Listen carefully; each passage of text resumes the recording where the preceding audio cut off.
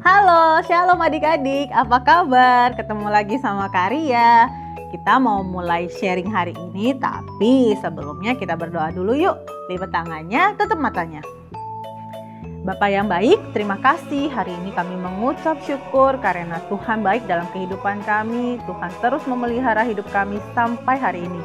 Dan sekarang kami mau belajar firman, kiranya Tuhan yang siapkan hati kami, jadikan kami tanah yang subur hati ini, supaya siap ditanami setiap benih firman.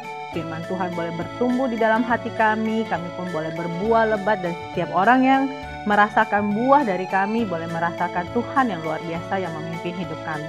Terima kasih Tuhan Yesus, kami siap untuk belajar hanya di dalam nama Yesus Kristus. Haleluya, amin. Nah adik-adik, masih ingat gak minggu lalu Kak Asrida cerita tentang apa? Tentang pergaulan, masih ingat ya? Nah, Karya mau tambahin nih, apa sih efek dari pergaulan yang buruk gitu ya, pergaulan yang salah? Dan adik-adik pasti sudah tahu dan mungkin sudah hafal sama firmannya. Kita buka dulu sama-sama firmannya di 1 Korintus 15 ayatnya yang ke-33. Sudah hafal dong ya? Pernah dong jadi ayat hafalan adik-adik semua? Kita baca sama-sama yuk. Alkitabnya sudah disiapkan kan? 1 Korintus 15 ayatnya yang ke-33. Janganlah kamu sesat, pergaulan yang buruk merusakkan kebiasaan yang baik. Sekali lagi ya, 1 Korintus 15 ayatnya yang ke-33.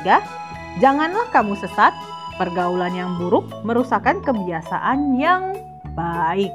Nah, ini satu ayat lagi yang mengingatkan kita, selain kemarin ceritanya Raja Salomo karena salah gaulnya kebanyakan sama orang-orang yang tidak mengenal Tuhan, istri-istri dan juga gundik-gundiknya tidak mengenal Tuhan, akhirnya dia jadi ikut-ikutan mulai meninggalkan Tuhan dan menyembah patung berhala. Tapi bukan cuma efeknya di situ aja ya, bukan cuma dia jadi jauh dari Tuhan, Tuhan pun menghukum dia. Ingat ya, sebelum-sebelumnya Karya juga pernah cerita bahwa Tuhan itu pasti menghukum setiap dosa. Nah, karena Raja Salomo melakukan kesalahan, Tuhan ambil kerajaannya. Dia jadi tidak lagi menjadi raja yang hebat. Nah, sekarang Karya mau cerita lagi nih, apa sih kalau dampaknya kalau kita salah bergaul? Adik-adik kan sekarang ini semuanya serba online ya. Semua sekolah online, kursus online, belajar online, main pun online. Nah, kalau main online, kita bisa saja gak kenal sama orang yang kita ajak main. Benar gak? Kita gak pernah tahu tuh temen yang kita ajak main PUBG di seberang sana itu siapa. Gak tahu, bisa saja orang dewasa, bisa juga anak-anak, karena kita gak pernah ketemu, gak pernah lihat mukanya. Kalau mainnya sama teman-teman yang kita kenal, mungkin kita tahu. Tapi kalau sama orang-orang yang gak kita kenal, karena online, jadi gak masalah siapa aja, yang penting main. Terus kayak IG, kenalan gitu ya, jadi teman. Kita nggak pernah tahu foto yang ada di IG dia itu beneran foto dia atau tidak. Terus apalagi kalau zamannya Karya itu masih zaman-zaman Facebook gitu ya. Karya juga kadang-kadang suka nggak kenal siapa yang tiba-tiba add friend sama Karya. Kalau nggak lihat mukanya, kalaupun lihat fotonya belum tentu itu foto asli. Kadang-kadang foto-foto entah apa aja yang dipasang. Nah, apa dampaknya kalau misalnya kita sembarangan berkenalan, berteman, tanpa kita tahu siapa orang yang kita temani, hanya gara-gara, asik online, gak penting lah kalau dia baik atau tidak, kan kita cuma teman online. Karya kasih tahu ya, ini Karya survei dari hasil teman-teman di sekitar Karya, ketika mereka temenan sama orang online yang tidak mereka kenal dengan baik, even kalaupun kenal dengan baik, tapi tidak bergaul erat sama Tuhan, orang-orang yang tidak mendengarkan firman Tuhan, tidak belajar firman Tuhan dengan baik. Iya, adik-adik, pernah nggak sih adik-adik saring teman-teman adik yang ada di online? Karena dari teman-teman online itu sering kali kita belajar hal-hal yang buruk. Salah satunya adalah kata-kata yang keluar. Waduh, Karya kalau denger ya mereka lagi main game ya, kata-katanya kalau di TV sensor semua, tit, karena terlalu banyak kata-kata yang sia-sia, kata-kata makian yang keluar. Pikirnya biasa aja, semua orang juga ngomong kayak gitu kak, biasa kali, sumpe kali lo, kayak gitu kan hal yang biasa ya, semua orang ngomong, gile ya lo. Itu kan banyak yang ngomong, kak saya nggak niat. Terus OMG, OMG. Padahal firman Tuhan bilang apa? Jangan menyebut nama Tuhan dengan sembarangan. Tapi kita dengan mudahnya mengobrol panggil-panggil Tuhan. Belum lagi kata-kata kotor yang lain yang nggak berguna. Wah, itu akibat salah gaul juga. Ikut-ikutan dengar kata-kata yang keluar yang tidak memuliakan Tuhan, tidak menyenangkan hati Tuhan.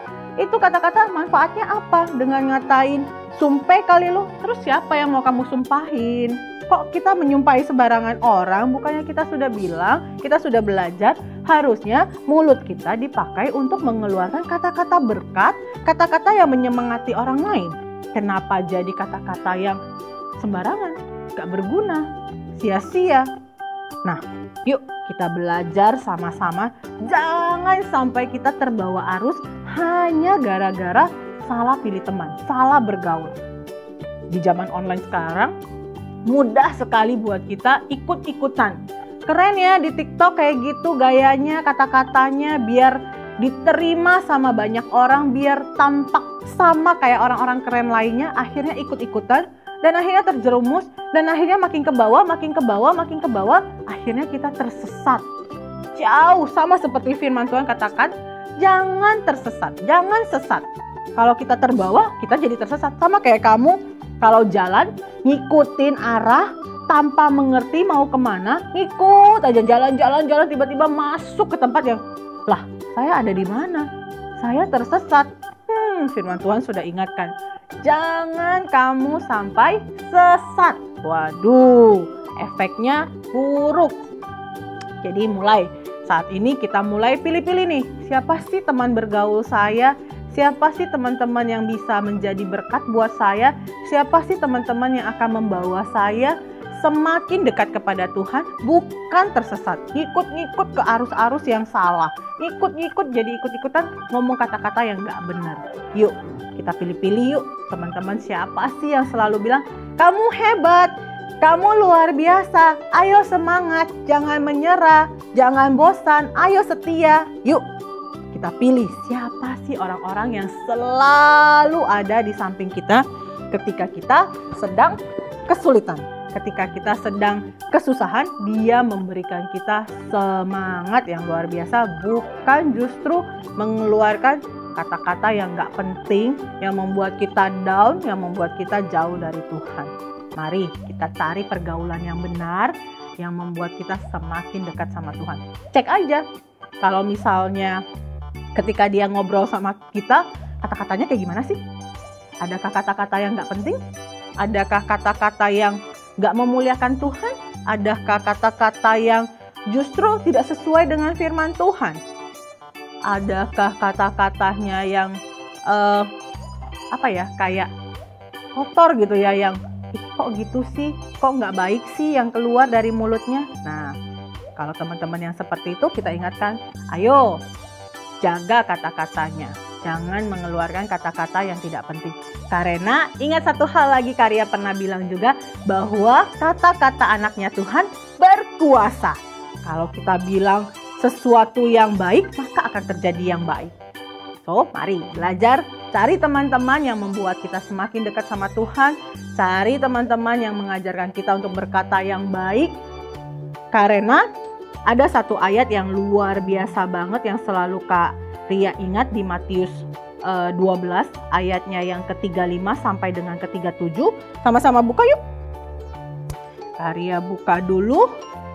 Matius 12 ayatnya yang ke-35 sampai dengan ke-37.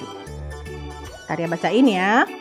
Orang yang baik mengeluarkan hal-hal yang baik dari perbendaharaannya yang baik, dan orang yang jahat mengeluarkan hal-hal yang jahat dari perbendaharaannya yang jahat.